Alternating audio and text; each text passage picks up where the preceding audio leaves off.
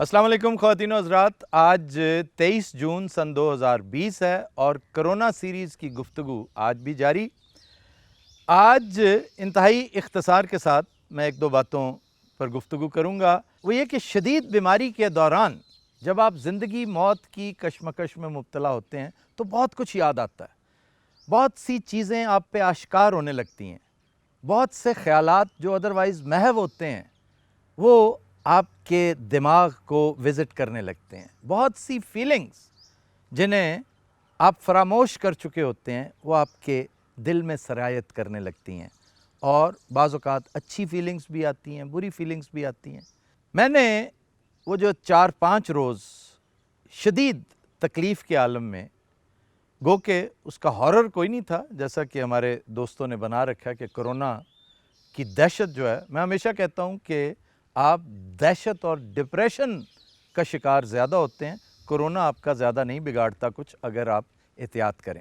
तो ये कोई डिप्रेशन नहीं थी, कोई एंग्ज़ाइटी नहीं थी, लेकिन वक्त था और मुझे उस लामुतनाही वक्त में बहुत कुछ सोचने का मौका मिला। जो चीज़ मुस्तकिल तवातर के साथ पहम मेरे दिमाग पे बम्बार्डमेंट करती रही वो ज़िंदगी की बेसबाती है कि ज़िंदगी बेसिकली एक बेवक़्त चीज़ है, हमने उसे पता नहीं क्या बना रखा है। ये वाकई पानी का एक बुलबुला है और जितनी देर है उसकी हिफाजत करना हमारा फ़र्ज़ है, क्योंकि इसे मोहलत समझना चाहिए। ये मोहलत है तैयारी की। इम्तहान में आपने क्या अचीव करना है वो डिपेंड करता है आपकी तैयारी पे। इसलिए ज़िंदगी बेशकीमत है, इसे ज़ाया नहीं करना चाहिए। कुछ बदनसीब घबरा के ज़िंदगी का सिलसिला खुद ही ख़त्म कर बैठते हैं। आजकल वो भी एक बड़ा किस्सा मशहूर है, एक फ़िल्म एक्टर का, सरहद के उस पार, वो ख़बरों की ज़ीनत बना। मैं समझता हूँ कि इसके ऊपर गुफ्तगू सिर्फ़ इबरत के लिए की जा सकती है, बाकी डिटेल्स में जाने की ज़रूरत ही नहीं है। चुनांचे वो जो बीसियों ख़यालात इन दिनों मेरे दिमाग का तवाफ़ करते रहे, उनमें से एक ये भी थी कि ज़िंदगी की बेसबाती के साथ साथ पैसा, दौलत, अचीवमेंट, मर्तबा, ओहदा, ये हम सारा तरद्दुद क्यों करते हैं? क्योंकि जितनी चीज़ों के मैंने नाम गिनवाए हैं ये आसाइश तो ख़रीद सकते हैं, सुकून नहीं ख़रीद सकते। दोनों में फ़र्क है। इसी तरह मैंने गौर किया कि आजकल ख़बरों में तज़किरा हो रहा है काज़ी फ़ायज़ ईसा, मनी ट्रेल की बाज़गश्त जो ही दिमाग में गूंजी वो कतरी शहज़ादा भी याद आया। फिर शहबाज शरीफ का वो मखौलिया सा बयान भी सुनने को मिला कि मैंने भैंसों की कमाई से ये करोड़ों रुपए कमाए हैं। फिर उनका कोरोना हो जाना, अल्लाह ताला उन्हें सेहत अता करे। इसी तरह मियाँ नवाज़ शरीफ की तस्वीरों का तज़किरा भी आता रहा कि वो किस तरह पहले ढके छुपे अंदाज में तस्वीरें आती थी, फिर वो एक्सपोज़ की गई।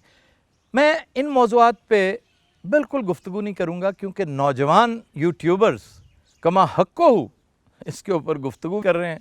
मैं सिर्फ़ इख्तिसार के साथ इतना कहूँगा कि अमीर और गरीब का जो फ़र्क है वो आपका बैंक बैलेंस डिटरमिन नहीं करता।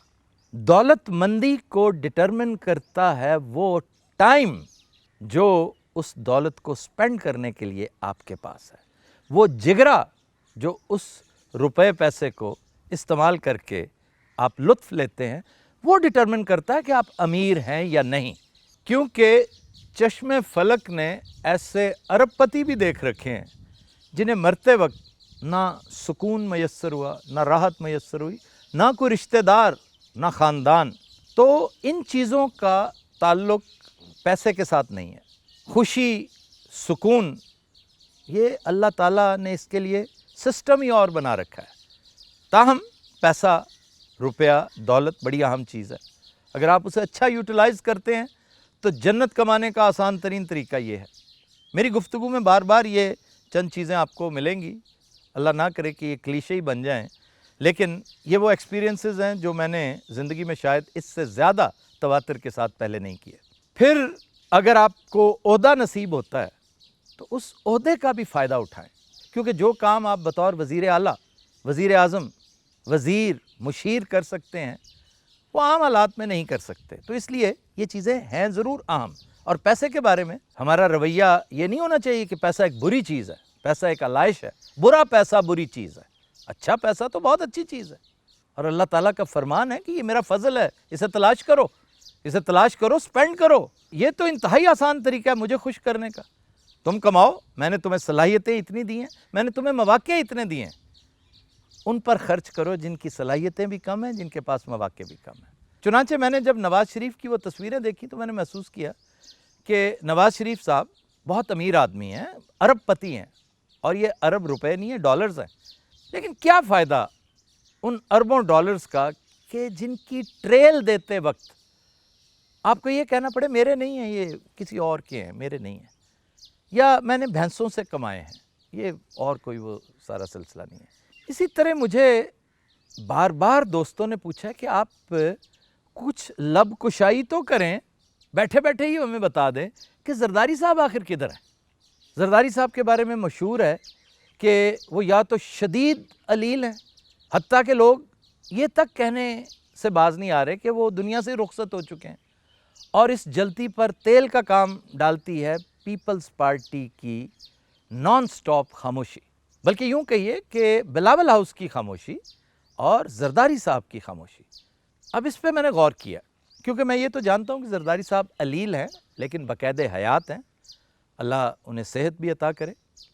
کوئی ایسی بات نہیں ہے جو بہت سے خوش خیال لوگ کہتے پھرتے اور بغلیں بجاتے ہیں، لیکن اس میڈنس کے پیچھے میتھڈ ضرور ہے، پیچھے کوئی نہ کوئی راز کی بات ہے ضرور کہ آخر اس کو چھپایا کیوں جا رہا ہے۔ میں نے اس پہ بھی غور کیا۔ اب ان کی صاحبزادی نے پچھلے دنوں ایک ویڈیو کال کی فوٹیج، ایک کلپ لگایا ہے جس میں نظر آتا ہے کہ وہ موجود ہیں، لیکن وہ رخ زیبا آخر دکھاتے کیوں نہیں ہیں، سامنے آتے کیوں نہیں ہیں؟ پرابلم یہ ہے۔ میں نے جب اس پہ غور کیا علالت کے دوران، چونکہ میرے پاس ٹائم ہی ٹائم تھا، تو انتہائی قلیل مدت میں مجھے چیزیں سمجھ آنے لگیں، کیونکہ میں زرداری صاحب کو تھوڑا سا جانتا ضرور ہوں بی بی کے ریفرنس سے، کیونکہ بی بی کے ساتھ ایک نسبت رہی ہے، لیکن انہیں اگر میں نے جانا اور سمجھا ہے نا تو ایڈیوسنکریسی کے حوالے سے، کیونکہ میں لوگوں کی ایڈیوسنکریسی کو ضرور مد نظر رکھتا ہوں۔ زرداری صاحب ایک دلیر آدمی ہیں، اس میں کوئی شک نہیں، ایک جواں مرد ہیں۔ آپ نے دیکھ ہی لیا ہے کہ اب تک انہوں نے جو کچھ کیا ہے، جو کچھ کیا ہے، اس کے باوجود وہ ڈٹے ہوئے ہیں، تو اس جواں مردی کی ایک قسم ہے، اس سے انکار نہیں کیا جا سکتا۔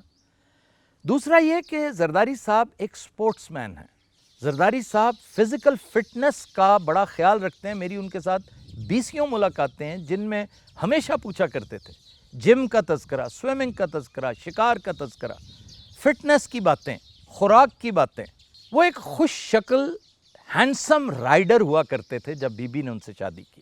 بی بی نے انہیں پولو کھیلتے دیکھ رکھا ہے، تو فٹنس کا وہ عالم جب آہستہ آہستہ ڈھلتا ہے تو بڑے بڑے پہلوان، جگادری، بڑے بڑے سینڈوز اور بڑے بڑے حسین پری چہرہ اداکار اور اداکارائیں وہ پھر دنیا سے غیر ضروری پردہ کرنے لگتے ہیں کہ میں نے سامنے نہیں آنا۔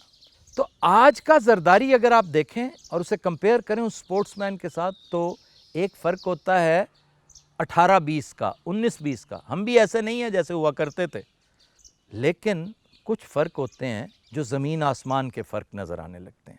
زرداری صاحب اس وقت اس سپورٹس مین، اس رائڈر، اس پولو پلیئر سے میلوں نہیں بلکہ سینکڑوں میل دور ہو چکے ہیں۔ اس لیے وہ سامنے اس وقت تک نہیں آئیں گے جب تک ان کی فٹنس واپس نہیں آ جاتی۔ تو یہ ایک چھوٹی سی چیز ہے جو میں نے اس لیے شیئر آپ کے ساتھ کی کہ میرے پاس ٹائم بہت تھا تفکر کا، غور کا، بلکہ آپ کے ارد گرد لاتعداد مثالیں ہیں۔ آپ مجھے خود بتائیں کہ ہیر رانجھا والی فردوس کو آپ نے آخری مرتبہ کب دیکھا؟ وہ ماشاءاللہ فٹ ہے، اپنے پوتوں پوتیوں کے ساتھ بالکل فٹ ہے۔ ان کے صاحبزادے کے ساتھ وقتاً فوقتاً میرا ایکسچینج آف ٹیکسٹ ہوتا رہتا ہے، وہ ماشاءاللہ بالکل ٹھیک ہے، لیکن باوجود سامنے نہیں آئیں گی، اس لیے کہ ہیومن نیچر یہی ہے کہ آپ نے اگر بہت خوبصورت پریزنٹ کر رکھا ہے اپنے آپ کو، بڑا ہینڈسم، بڑا فٹ، تو پھر آپ وہ جھکا ہوا، مرجھایا ہوا، ڈرا ہوا، بیمار وجود وہ سامنے لانے سے کترائیں گے۔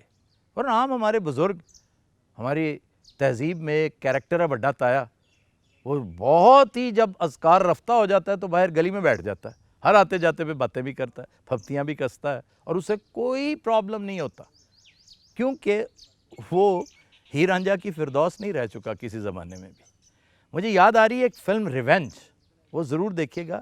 اس کی ہیروئن ہے میڈلن سٹو, ویری گڈ لکنگ, ہینڈسم, خوبصورت کیریکٹر ہے وہ ایک ڈرگ لارڈ کی بیوی ہے, اور وہ اینٹنی کوئن ہے.